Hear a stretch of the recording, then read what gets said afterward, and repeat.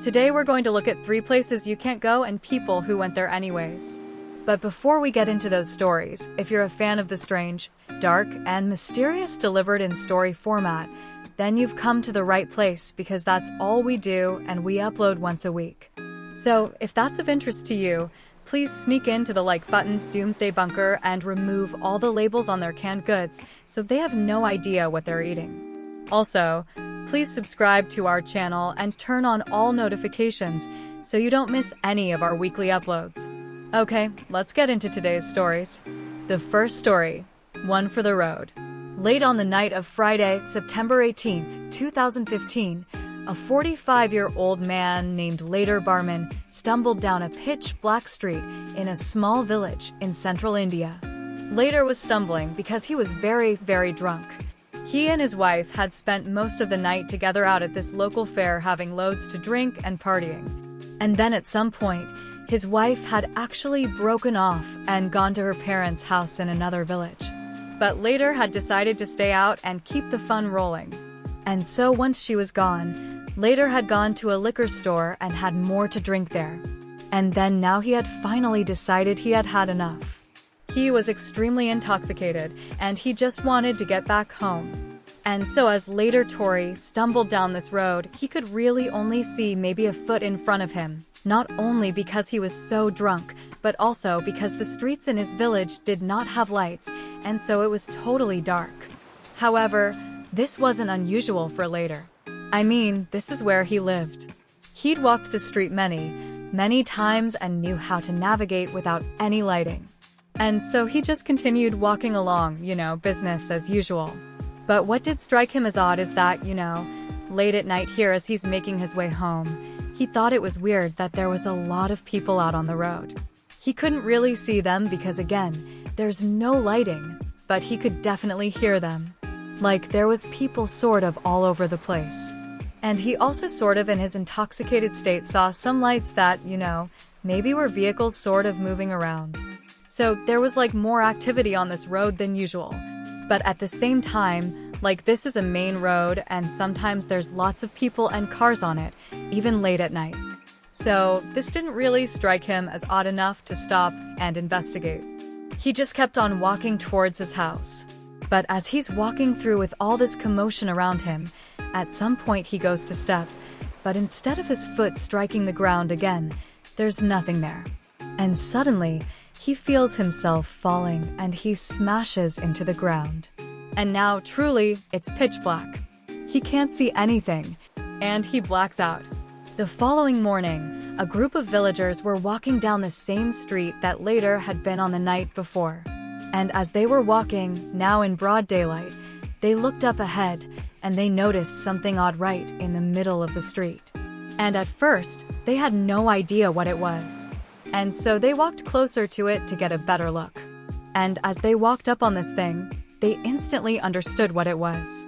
And they screamed and ran to tell authorities.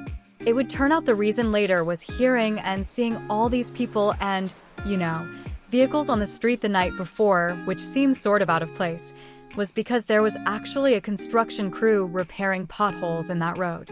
This road was known for being very dangerous because of these deep potholes. And Later, as he was stumbling along, accidentally fell into one of these deep potholes, smashed the ground, and was knocked unconscious. And because this work site was so chaotic and there was all this, movement, and there was bad lighting, none of the crew saw Later fall in. And Later, even after, coming to inside the hole, was too drunk to get out of the hole. And so at some point that night, the construction crew reached the pothole that Latori was in. They didn't see him, and they poured molten tar into the hole, and then rolled over it with a roller all with Later inside the hole. And so after they were done and moved on to the next pothole, Later, in his final moments, tried to kind of pull himself out of this tar. But he only managed to get his hand up and out of the tar. And so the next day, the group of villagers that walked down the road, what did they see? They saw Later's hand poking out of the ground. Later's body was removed from the street, and he was given a proper burial. There were 2 construction workers who were on duty on the night of Later's death who were ultimately arrested and charged with culpable homicide. As for Later's family, Authorities would give them a compensation payment for Later's death, but it was only worth approximately $760. The second story, heat rises. Around 2:30 p.m. on November 28, 2015, a man pulled into his driveway in the extremely rural city of Hiron, California. He had been away overnight. And so, as soon as he got out of his car, he walked right up to his porch and checked his doorknob to make sure his door was still locked. He found that it was, which was a relief. Then he unlocked it and stepped inside. However, as soon as he was inside his house, he just stopped and listened and kind of looked around. So, this neighborhood that he lived in was not a safe place to live. In fact, over the past year, this guy's house had been broken into multiple times. However, he had not reported any of these break-ins to the police because he himself was wanted for felony drug possession. And so, instead of getting the police involved, the man had sort of begun doing his own home security. Basically, every time he came home, he would sort of take a minute, listen, make sure nobody was in the house, and then actually sweep the house to make sure, nobody was there and that nothing had been stolen. And so, as the man stood there in his doorway listening, he couldn't hear anything. And nothing looked disturbed inside of his house. So, he flipped on the lights. He walked into his living room and put his keys and his wallet down. And then he began doing this kind of systematic sweep through his house, checking to make sure there was nothing wrong. Checked the windows. None were broken. Goes to the back door. It's still locked. He's in his kitchen. He's in, his dining room. There's nothing out of place. He did notice, however, that his mail that was sitting on one of his tables looked like maybe it had been rummaged through, but at the same time, he couldn't remember if maybe he had been kind of sloppy when he had gone over his mail before he had left the night before. So he didn't know if the mail was a sign of a break-in, but it didn't seem like it. And so, after completing his sweep and feeling confident that the house was, in good order, he sat down and he relaxed. And he felt like, it had been a while since the last break-in and maybe he was being a bit too paranoid. But for now, he decided, his security protocol was good enough and he wouldn't make any changes quite yet. And he just picked up the remote, turned on the TV, and settled in for the night. However, after only a couple of minutes, the man realized his house was pretty cold, and he was starting to shiver. So, he stood up, and he walked over, and he turned on his heat. And then he sat back down on his couch. And then about a minute later, this awful high-pitched scream ripped through the house. It would turn out the homeowner's paranoia around break-ins was totally justified because the night before, while he was gone, someone had tried to break into his home. 19-year-old Cody Caldwell had snuck onto the roof and attempted to enter this man's house through the chimney, but he got stuck about halfway down. And when the man came home and did his safety patrol and checked his house and couldn't hear or see anything, what he didn't realize was Cody was still absolutely stuck in the chimney and alive. He just wasn't making any sound, and then when the homeowner got cold and turned on the heat, what he literally did was he started an actual fire in his fireplace. And after setting this fire, Cody, who's wedged in the chimney right above this fire, began breathing in the smoke.